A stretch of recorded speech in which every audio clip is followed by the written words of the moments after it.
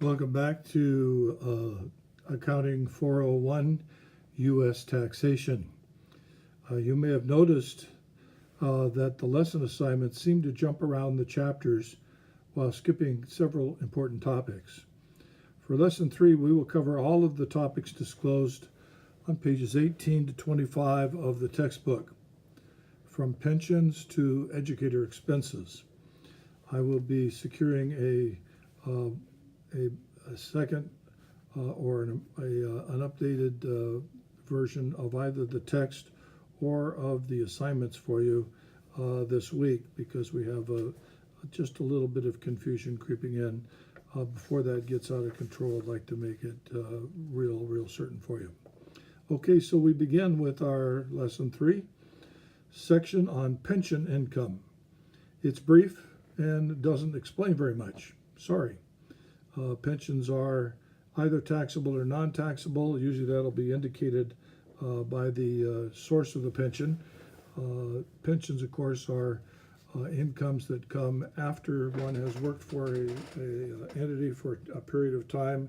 Could be a business, could be a government entity.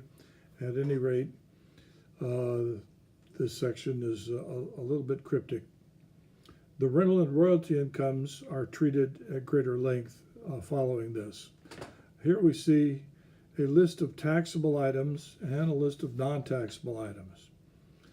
Deductible expenses are listed, and the criteria for consideration of income as active or passive is presented in table form.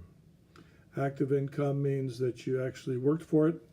Passive income means that you invested and made a return on your investment.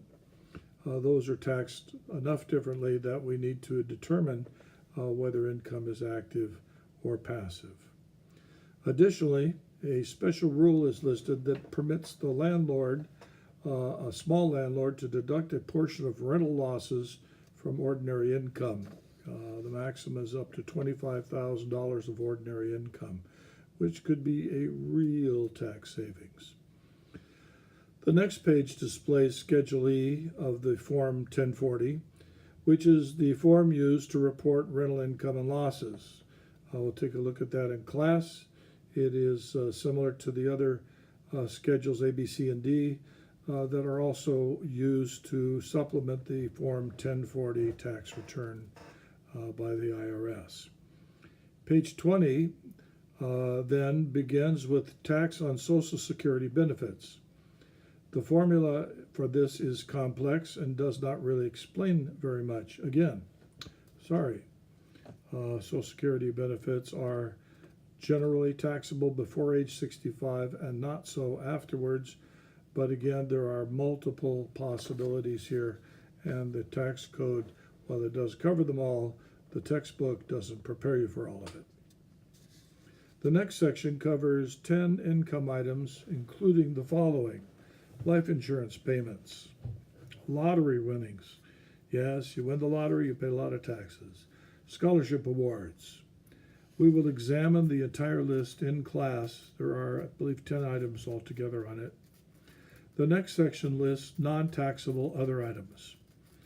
The next section considers above-the-line deductions. Moving expenses appear here, and a lengthy section is devoted to IRAs, individual retirement accounts, permitted by the IRS and subject to all kinds of interesting taxes and exemptions and so forth. So we'll take a look at that.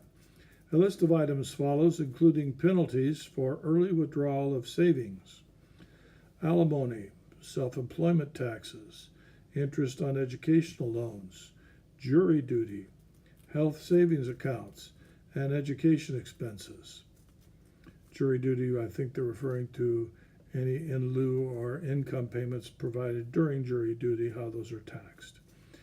This concludes the list of items for this lesson. Some additional items to discuss still from this lesson are Section 179 deductions. Section 179 allows small business to depreciate assets in a single year. Normally, assets that have multi-year life are depreciated over a course of multiple years. This was an attempt by the IRS to provide a tax break for very small businesses. You may consult other sources for the discussion questions listed in the syllabus for Lesson 3. The textbook outline is rather sketchy in these areas and won't give you as much as you need to fill it out. So be sure to consult Google and the CPA sources as you have been doing. Make your answers as complete as possible to make up for this shortcoming in our text. Also next week, Monday, I will be showing you a PowerPoint that I prepared some years ago for the government of Shanghai, China, on the Sarbanes-Oxley legislation. It's kind of entertaining and should be fairly interesting to us as we examine the accounting penalties, and this also will be made available on the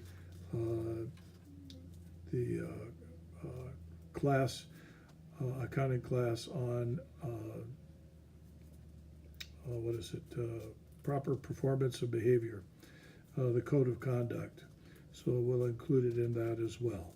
Look forward to seeing you in class Monday night, and I hope to have a resolution on the proper text and discussion questions for Lesson 4. Meanwhile, Lesson 3, as I've outlined it here, will suffice. Glad to see you're all doing well. Look forward again once more. Bye-bye.